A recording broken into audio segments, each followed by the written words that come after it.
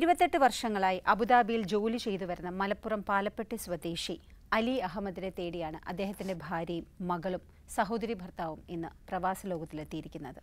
1 വർഷവും 4 മാസങ്ങൾക്കും മുമ്പ് അദ്ദേഹത്തിന്റെ ഒരു സ്വകാര്യ സ്ഥാപനമായ സ്വീറ്റ് ഷോപ്പ് നടത്തുന്ന ഷെരീഫ എന്ന പാർട്ട്ണറിനെ കാണാൻ പോയതാണ് ലാസ്റ്റ് ഇവർക്ക് കിട്ടിയിരിക്കുന്ന ഇൻഫർമേഷൻ. അതും റാസൽ ഖൈമയിലേക്ക്. ഹിലാൽ ആൻഡ് പാർട്ട്നേഴ്സ് എന്ന കമ്പനിയിൽ PRO ആയി ജോലി ചെയ്തു വരികയാണ് അദ്ദേഹത്തിൻ്റെ ഈ സ്വകാര്യ ബിസിനസ് നടത്തുന്നതും. ഒരു സ്വീറ്റ് ഷോപ്പാണ്.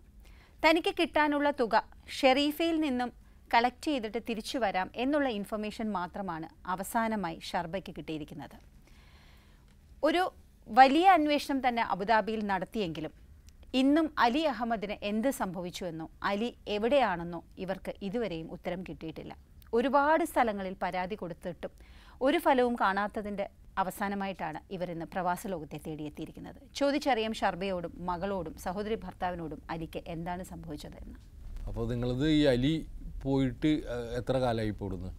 2022 ഏപ്രിലാണ് പോയത്. ഏപ്രിൽ പോയതാണ്. 22 ഏപ്രിൽ.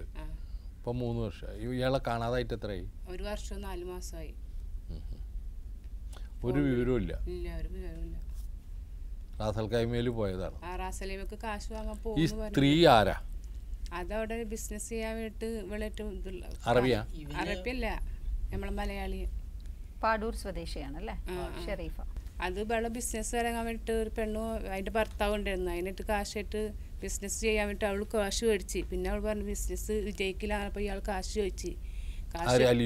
അപ്പൊ തരാന്ന് പറഞ്ഞു. റാസലേമക്ക് വായോന്ന് പറഞ്ഞിട്ട് പോകുമെന്ന് പറഞ്ഞിട്ടുണ്ടായിരുന്നു 2-ാം തീയതി 2022 ജൂലൈ 2-ാം തീയതി. പിന്നെ അതിന് ശേഷം ഷെരീഫ ഇല്ല. അവിടെ കേസ് കൊടുത്തെന്ന് കണ്ടപ്പോൾ അവൾ നാട്ടിലേക്ക് വന്നു. അവൾ പറയുന്നത് ആദ്യം അവൾ ഇല്ലാന്ന് പറഞ്ഞപ്പോൾ അവിടുത്തെ CCTV കാണിച്ചു കൊടുത്തപ്പോൾ അവൾ പറഞ്ഞു അവളുണ്ടെന്ന്. ഞാൻ വിളിച്ചിട്ടുണ്ടായിരുന്നു. പോകുമ്പോൾ എന്ത് സംഭവിച്ചതൊക്കെ പറയാൻ പറ്റില്ലാന്ന്.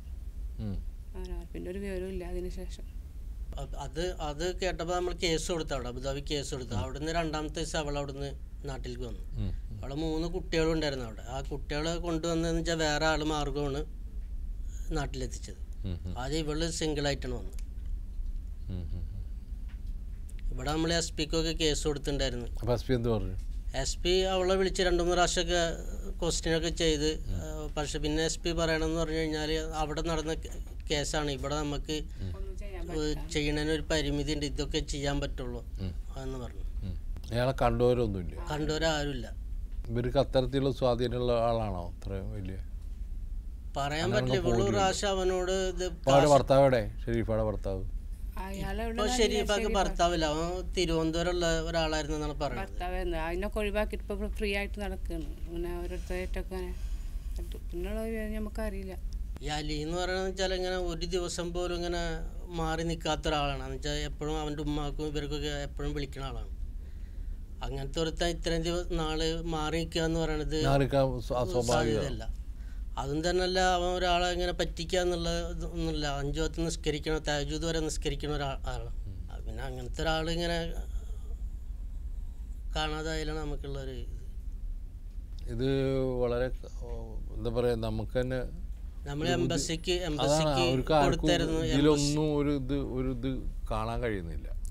എംബസി വഴി നമ്മളിത് നോക്കി. പിന്നെ പ്രതാപൻ വഴി എംബസിക്ക് ടെലിഫോൺ ചെയ്ത് നേരിട്ട് സംസാരിച്ച്. എന്നിട്ടൊന്നും എംബസി ഫോളോ ചെയ്യണ്ടെന്ന് 1-2 പ്രാവശ്യം പറഞ്ഞ് മെയിൽ അയച്ചായിരുന്നു. പിന്നെ എംബസിയുടെ ഒരു വിവരമല്ല. അബുദാബി ഷെയ്ഖിന് നിങ്ങളൊരു കത്ത് ഭരണാധികാരി, അവിടുത്തെ ആഭ്യന്തരമന്ത്രിക്ക്. അത് നല്ല അറബിക്കറിയുന്ന ഒരാളെ കൊണ്ട് ഒരു കത്ത് എഴുതിച്ചിട്ട്, മുമ്പ് ഒരാളുടെ ആൾ മരിച്ചു, എനിക്കറിയുന്ന ഒരാളുടെ നിയമപരമായിട്ട് അറിയുന്ന ആളാണ്. അപ്പോൾ നിയമപരമായിട്ട് അറിയുന്ന ആളുകൾ കൊണ്ട് അറബിക്കിൽ കത്തെഴുതാൻ അറിയുന്ന ആളുകളുണ്ട് നമ്മുടെ നാട്ടിൽ. അപ്പോൾ അങ്ങനത്തെ ഏതെങ്കിലും ആളുകളുണ്ടെങ്കിൽ അവരെ കൊണ്ട് എഴുതിച്ചിട്ട്, നിയമം കുറിച്ച് അറിയണം ആൾക്ക്, ഈ ഇസ്ലാമിക നിയമം കുറച്ചൊക്കെ അറിയണം അയാൾ, നിങ്ങൾ അബുദാബിയിലത്തെ ആഭ്യന്തര വകുപ്പിന് ഒരു കത്ത് കൊടുക്കുക, അഡ്രസ്സ് തേടി പിടിച്ചിട്ട് അതിൻ്റെ കോപ്പി എംബസിക്ക് അയക്കുക, ഇംഗ്ലീഷിൽ ട്രാൻസ്ലേറ്റ് ചെയ്തിട്ട് അയക്കുക. അപ്പോൾ ഇത് രണ്ടുമാണ് ഇപ്പോൾ നമ്മൾ ചെയ്യേണ്ട ഒരു കാര്യം. പിന്നെ ഞങ്ങളിപ്പോൾ ഇത് ടേക്കപ്പ് ചെയ്തിട്ടുണ്ട്. ഞങ്ങളിത് എന്തായാലും എംബസിയൊക്കെ കൂടുതൽ ശക്തമാകുന്ന പ്രതാപനോട് ഞാൻ പറയുന്ന പോലെ ഒന്നും കൂടി കാര്യക്ഷമമായിട്ട് ഇടപെട്ടാലേ നടക്കുകയുള്ളൂ. കാരണം ഇത് കുറച്ച് കോംപ്ലിക്കേറ്റഡ് ആയിട്ടുള്ള കേസ്. നമ്മൾ മെയിൽ അയച്ച് ചോദിച്ചായിരുന്നു ഇത് എന്തായി, അപ്പോൾ അവർ ഫോളോ അപ്പ് ചെയ്യുന്നുണ്ട്. പിന്നെ അവർ പറഞ്ഞ നമ്മൾ ജയിലിൽ അന്വേഷിച്ച് ഹോസ്പിറ്റലിൽ അന്വേഷിച്ച് ഒന്നും ആളെ പറ്റിയിട്ടൊരു ഇതുമില്ല. മോർച്ചറിയിൽ കംപ്ലീറ്റ് എന്നുവെച്ചാൽ KMCC വഴി നമ്മൾ അന്വേഷിക്കാത്ത വേറെ അവിടുത്തെ റേഡിയോയിലും നമ്മൾ റിപ്പോർട്ട് കൊടുത്തിട്ടുണ്ടായിരുന്നു. എന്നുവെച്ചാൽ ചെയ്യാത്ത ഒരു ഇതുമില്ല. ലാസ്റ്റാണ് ഇപ്പോൾ ഇവിടെ എത്തിയിട്ടുള്ളത്. മൊബൈലിന്റെ ടവർ റേഞ്ച് വരെ അവർ എടുത്തു എല്ലാം. പക്ഷെ റാസൽ ഖൈമ പോലീസ് പറയുന്നതിൽ ഒരു ഇതെന്ന് പറഞ്ഞാൽ റാസൽ ഖൈമ വരെയുള്ള CCTV ഫുട്ടേജ് അവരേക്കുള്ള, പിന്നെ ഇയാൾക്ക് എന്ത് സംഭവിച്ചെന്ന് അവർക്കറിയില്ല. അതിനെ അറിയണമെന്നുണ്ടെങ്കിൽ ഇവളെ അങ്ങോട്ട് എത്തിക്കണം. അതിപ്പോൾ നമ്മളെ കൊണ്ട് കഴിയുന്ന കാര്യമല്ലോ. നോർക്കയിലും നമ്മൾ കൊടുത്തിട്ടുണ്ടായിരുന്നു. എന്നുവെച്ചാൽ മെയിനായിട്ടെന്ന് പറഞ്ഞാൽ ലാസ്റ്റ് ഇത് ബിസിനസ് ചെയ്യാൻ വേണ്ടിയിട്ട് അവൻ ലോൺ എടുത്തിട്ട് വീടും പറമ്പും ഇത് വെച്ചിട്ടാണ് പോയത്. ഇപ്പോൾ 1.5 വർഷമായിട്ട് അടച്ചിട്ടില്ല. അതിപ്പോൾ 37 ലക്ഷം രൂപയോളായിട്ടുണ്ടായി ജപ്തിയിലാണ്. ഏകദേശം എത്ര ലക്ഷം രൂപ തരാനുണ്ട് ഷെരീഫ? എന്നുവെച്ചാൽ ഇവന് പല ഇതിലും കുറച്ച് പൈസ ഇൻവെസ്റ്റ് ചെയ്തിട്ടുണ്ടായിരുന്നു. മറ്റുള്ള ഇൻവെസ്റ്റ് എവിടെ ചെയ്ത് എന്ത് ചെയ്തെന്ന് കൂടുതൽ മൊബൈൽ ഷോപ്പിൽ ഇൻവെസ്റ്റ് ചെയ്തിട്ടുണ്ടായിരുന്നു. പിന്നെ എന്തൊക്കെ ചെറിയ ഇതിലൊക്കെ ഇവളിലാണ് ഹ്യൂജ് ആയിട്ട്. എന്നുവെച്ചാൽ ഏറ്റവും കൂടുതൽ ഇവളെ ഇതിലാണ് കാശ് പെട്ടുള്ളത്. എന്നുവെച്ചാൽ ഇവളെന്ന് വെച്ചാൽ കോവിഡ് സമയത്ത് ഇവന് ഫ്ലാറ്റ് എടുത്തിട്ട് വാടക കൊടുക്കുന്ന പരിപാടി ഉണ്ടായിരുന്നു. അങ്ങനെ കോവിഡ് സമയത്ത് ഇവളീ 3 കുട്ടികളും ഇവിടെ ജോലി ഇല്ലാതെ വന്ന് നിൽക്കുമ്പോൾ ഇവൻ ഫ്രീ ആയിട്ട് താമസിപ്പിച്ചതാണ്. എങ്ങനെ എന്നുവെച്ചാൽ കാശ് തരാനില്ല, വാടക തരാനില്ല. പിന്നെ കോവിഡും ഇവിടെ ജോലി ഉണ്ടായിരുന്നു, ജോലിയും പോയി. അങ്ങനെയുള്ള പരിചയത്തിൽ പിന്നെ ഇവളിങ്ങനെ പറഞ്ഞതാണ് നമുക്കിങ്ങനെ ബിസിനസ് ചെയ്യാം, അവൾക്ക് ഇവിടെ അതിനുള്ള സെറ്റപ്പ് ഉണ്ട് എന്നൊക്കെ പറഞ്ഞിട്ട്. പിന്നെ ഇവൻ പൈസ ചോദിക്കുമ്പോൾ അവൾ ഒരു പ്രാവശ്യം ഒരു ഡയലോഗ് പറഞ്ഞെന്ന് പറഞ്ഞിട്ട് നിന്നെ അതിൻ്റെ പുറം ലോകം കാണിക്കൂല എന്ന് ഒരു ഡയലോഗ് അവൾ വിട്ടിട്ടുണ്ട്. പക്ഷെ ഇതിലെന്താ വെച്ചാൽ ഇയാൾ കണ്ട പൈസ സ്ത്രീയിൽ കൊടുത്തു എന്നുള്ളത് തന്നെ വലിയ അത്ഭുതമായിട്ട് എനിക്ക് തോന്നണം. ഇത്രയും വലിയൊരു എമൗണ്ട് ഇയാൾ അറേബ്യയിൽ പബ്ലിക് റിലേഷനല്ലേ അയാൾ, അങ്ങനെ ജോലി ചെയ്യുന്ന ഒരാൾ ഇത്രയും വലിയ ഒരു പൈസ ഈ സ്ത്രീയിൽ അയാൾ കൊടുത്തിട്ടുണ്ടെങ്കിൽ അത് അന്വേഷിക്കേണ്ടതാണ്.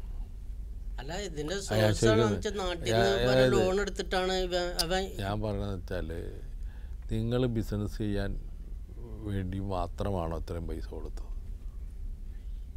ഞാൻ പറഞ്ഞ പോയിന്റ് നിങ്ങൾക്ക് മനസ്സിലായി.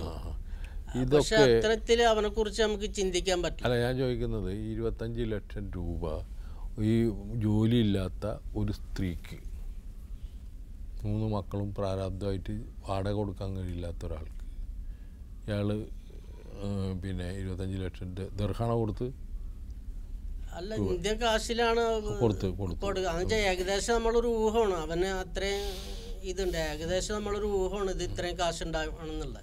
എന്തോ ദുരൂഹതകളുണ്ട്. നിങ്ങൾ ഈ പറഞ്ഞതിൽ ചില ദുരൂഹതകളുണ്ട്, അത് വളരെ സത്യമാണ്. എങ്ങനെയാണ് ഇയാൾ മരിച്ചോ, ഇയാൾ ജീവിച്ചിരിക്കുന്നുണ്ടോ? ഇതാണ് ഏറ്റവും വലിയ സങ്കടം എന്ന് വെച്ചാൽ ഈ ആള് ഇപ്പോൾ നമ്മളെ മുന്നിലൂടെ ഒരാൾ മരിച്ചു പോവുകയാണ് സുഖമില്ലാതെ എല്ലായിട്ട്. നമ്മളെ സംബന്ധിച്ചിടത്തോളം അയാൾ എന്നേക്കുമായിട്ട് നമ്മളിൽ നഷ്ടപ്പെട്ടു. ഇതൊന്നും അറിയാതെ എവിടെയാണോ, ജീവിച്ചിരിക്കുന്നുണ്ടോ മരിച്ചോ അറിയാത്ത ഒരവസ്ഥയാണ് നമ്മൾ ഈ ഭക്തിയിൽ അല്ലെങ്കിൽ കൈരളി TV 22 വർഷമായിട്ട് കാണിച്ചുകൊണ്ടിരിക്കുന്നത്. അപ്പോൾ അതാണ് ലോകത്തിലെ ഏറ്റവും വലിയ ദുഃഖം എന്നാണ് പറയുന്നത്. ഒരാൾ ജീവിച്ചിരിക്കുന്നുണ്ടോ മരിച്ചോ എവിടെയാണെന്നോ അറിയാത്ത ഒരു പ്രശ്നമാണ് നിങ്ങളിപ്പോൾ എൻ്റെ മുന്നിൽ ഉന്നയിക്കുന്നത്. അതുമാത്രമല്ല, ഒരുപാട് അന്വേഷണങ്ങൾക്ക് ശേഷമാണ് എൻ്റെ അടുത്ത് വന്നിട്ടുള്ളത്. കാരണം അബുദാബിയിലെ ആ സമയത്ത് തന്നെ നിങ്ങൾ കുറച്ചും കൂടി ശുഷ്കാന്തി ഇതൊക്കെ കാണിച്ചിരുന്നെങ്കിൽ ഇപ്പോൾ 1.5 വർഷമായില്ല ഇവിടെ വീട്ടിലൊക്കെ. അല്ല, നമ്മൾ ഇന്ന് വരെ അന്വേഷിച്ചുകൊണ്ടിരിക്കുകയാണ് പല രീതിക്ക്. ഇപ്പോഴും നമ്മൾ എന്ന് വെച്ചാൽ അബുദാബിയിലെ KMCCയുടെ ഇതിൽ കൊടുത്തപ്പോൾ ഇവിടെ ഒരു ലെറ്റർ വേണം, അതെന്ന് വെച്ചാൽ നോട്ടറി വക്കീലിനെ കൊണ്ട് എഴുതിച്ചിട്ട് അപ്പോൾ അവർക്ക് അവിടെ പോയിട്ട് അന്വേഷിക്കാൻ വേണ്ടിയിട്ട് കഴിഞ്ഞ ആഴ്ച ഞാൻ പറയുന്നത് നിങ്ങൾ ഇത്തരത്തിലുള്ള മുഖ്യമന്ത്രിക്ക് കൊടുത്തിട്ടുണ്ടോ? ഇല്ല, മുഖ്യമന്ത്രിക്ക് കൊടുത്തില്ല. അപ്പോൾ മുഖ്യമന്ത്രിക്ക് ഒരു കത്ത് കൊടുക്കണം ഈ അവസ്ഥ പറഞ്ഞിട്ട്. പിന്നെ ഈ പൈസ ആർക്കൊക്കെയാണെന്നുള്ളത് നമ്മളിപ്പോൾ ഒന്ന് ഒരു വർത്തമാനത്തിൽ കിട്ടുമെന്ന് നോക്കാം. പൈസ ഇപ്പോൾ അവനെ അറിയാതെ ആർക്കൊക്കെ കൊടുത്തിട്ടുണ്ടെന്നുള്ള അത് നമുക്ക് പറയാം. അത് ഞാനോ ചിലപ്പോൾ ഇയാൾ ഒളിവിലായിരിക്കും, ഇയാൾക്ക് ഇങ്ങോട്ട് കിട്ടാനുണ്ടാവും, ഇയാൾ കൊടുക്കാനുള്ളതിൻ്റെ പേരിൽ ഇയാൾ വലിയ ഒളിവിലാന്ന് ഞങ്ങൾക്ക് പറയാൻ പറ്റില്ല. അതാണ് ഫോൺ സ്വിച്ച് ഓഫ് എന്നാണ് ഇപ്പോൾ എല്ലാവരും പറയണത്. നമുക്കൊരു പക്ഷെ വേറൊരു ഇതുണ്ട്, എന്ന് വെച്ചാൽ ഈ അബുദാബി ID വെച്ചിട്ട് അവിടുത്തെ പോലീസ് പറഞ്ഞ ID വെച്ചിട്ട് ഈ ലൊക്കേഷൻ കണ്ടുപിടിക്കാന്ന് പറഞ്ഞു. അങ്ങനെ അവർ നോക്കിയിട്ടും ഇയാളെ ID പോലും ഇയാൾ ഉണ്ടെന്നുണ്ടെങ്കിൽ ID പോലും ഇയാളെ കയ്യിലില്ല എന്നുള്ളതാണ്. ID വെച്ചിട്ട് ലൊക്കേഷൻ ട്രേസ് ചെയ്യാൻ കഴിയുമെന്ന് പറഞ്ഞിട്ട് അങ്ങനെ നോക്കിയെന്ന് പറഞ്ഞു. അവിടുത്തെ പോലീസ് പറഞ്ഞതാണ്. വളരെ വിചിത്രമായ ഒരു കേസാണ് എൻ്റെ മുന്നിലിരിക്കുന്നത്. നിരവധി അന്വേഷണങ്ങൾ, നിരവധി ഇടപെടലുകൾ, ഒട്ടേറെ ദുരൂഹതകൾ ഒക്കെ അടങ്ങുന്ന ഒരു കേസാണ്. നിരവധി സുഹൃത്തുക്കൾ, അഭ്യുദയകാംക്ഷികൾ ഒക്കെ അന്വേഷിച്ച് ഒരു എത്തും പിടിയും കിട്ടാതെ ഇരിക്കുന്ന ഒരു കേസാണ്. ഇതിൽ ആദ്യമായിട്ട് അലിയുടെ ഇൻവെസ്റ്റ്മെൻറ്റ്, അലി എനിക്ക് തോന്നുന്നു ഒരു ദുരൂഹ വ്യക്തിയായിട്ടാണ് എനിക്ക് തോന്നുന്നത്. അല്ല, എവിടെയൊക്കെ ഇൻവെസ്റ്റ് ചെയ്തിട്ടുണ്ടെന്ന് ഭാര്യയ്ക്കോ മക്കൾക്കോ സഹോദരങ്ങൾക്കോ ആർക്കും അറിയില്ല എന്നുള്ളതാണ് സത്യം. അത് നമുക്കൊക്കെ പ്രശ്നമുണ്ട്, ആരെ കയ്യിൽ പൈസ ഉണ്ട് എന്നുള്ളത്. അപ്പോൾ വളരെ ദീനിയായിട്ടുള്ള ഒരാളായിരുന്നു അലി എന്നാണ് പറയുന്നത്. അപ്പോൾ അതിൽ നിന്നൊക്കെ ഒരു കാര്യം എനിക്ക് റിക്വസ്റ്റ് ചെയ്യാനുള്ളത്, അദ്ദേഹത്തിൻ്റെ പൈസ ഏതെങ്കിലും തരത്തിൽ ഏതെങ്കിലും വ്യാപാരത്തിൽ ഷെയറായോ അല്ലെങ്കിൽ വായ്പയായോ എങ്ങനെ നിങ്ങൾ വാങ്ങിച്ചിട്ടുണ്ടെങ്കിൽ ഈ വീട്ടുകാരെ അറിയിക്കണം, ഞങ്ങളിങ്ങനെ വാങ്ങിച്ചിട്ടുണ്ട്. അത് വളരെ മോശപ്പെട്ടൊരു കാശാണ് എന്നാണ് എനിക്ക് പറയാനുള്ളത്. കാരണം ഈ മക്കൾ ജപ്തിയില്ല. അതുകൊണ്ട് ആരെങ്കിലും എനിക്ക് ഉറപ്പില്ല കേട്ടോ, ഇവർ പറയുന്നത് അത്തരത്തിൽ ചെറിയ ചെറിയ ബിസിനസ്സുകളിലൊക്കെ ഇയാൾ ഇൻവെസ്റ്റ് ചെയ്തിട്ടുണ്ട്. അങ്ങനെ ചെയ്ത ഏറ്റവും വലിയ ബിസിനസ്സാണ് ഷെരീഫയുമായി ചെയ്തതെന്നാണ്. ഷെരീഫയുടെ ഇതിൽ എനിക്ക് തോന്നുന്നത്, ഷെരീഫ ഇതിൻ്റെ സത്യങ്ങൾ ഇവരെ ബോധ്യപ്പെടുത്തണം. നിങ്ങളെ ഭാഗം ഞാൻ കേട്ടിട്ടില്ല, അതുകൊണ്ട് നിങ്ങളെ എന്താണ് നിങ്ങൾ എങ്ങനെയാണ് ഇതിൽ വന്നുപെട്ടതെന്നൊന്നും എനിക്കറിയില്ല. അതുകൊണ്ട് അതിൻ്റെ ഡീറ്റെയിൽസിലേക്ക് പോകാൻ എനിക്ക് താല്പര്യമില്ല ഇപ്പോൾ. പക്ഷേ ഒരു കാര്യം എന്താ വെച്ചാൽ, നമുക്ക് ഓരോന്നിനും, ഇപ്പോൾ നിങ്ങൾക്ക് 3 കുട്ടികളുണ്ട്, ഇവർക്കും ഇതുണ്ട്. ഈ കുടുംബം വളരെ സങ്കടത്തിലാണ്, നമുക്കൊക്കെ അറിയാം, വീട് ജപ്തിയിലാണ്. ഈ അവസ്ഥയിൽ നമുക്ക് ചെയ്യാവുന്ന ചില കാര്യങ്ങളുണ്ട്. ചില സത്യങ്ങൾ, അയാളെ ഇൻവെസ്റ്റ്മെൻറ്റ് എവിടെയാണെന്ന് നിങ്ങൾക്ക് അറിയാമെന്നുണ്ടെങ്കിൽ അത് പറഞ്ഞു കൊടുക്കുക. ഇയാൾ എവിടെയാണെന്നുള്ളത് ഇപ്പോൾ നിങ്ങൾക്ക് അറിയില്ലായിരിക്കും. അപ്പോൾ നിങ്ങൾക്കറിയാവുന്ന സത്യങ്ങൾ മുഴുവൻ നിങ്ങൾ പോലീസിലോ അല്ലെങ്കിൽ ഇവരുമായി ബന്ധപ്പെട്ടവരെയോ അറിയിക്കുന്നത് നന്നായിരിക്കും. ദൈവനീതി എന്ന് പറയുന്നത് ഞാൻ പ്രത്യേകിച്ച് പറയുന്നതെന്ന് വെച്ചാൽ, ഇത്തരത്തിൽ നിരാലംബരായ ഒരു മനുഷ്യരുടെ ജീവിതത്തിൽ നമ്മൾ സത്യം കുറച്ച് തുറന്ന് പറഞ്ഞാൽ അവർക്കൊരു വഴി തുറന്ന് കിട്ടും.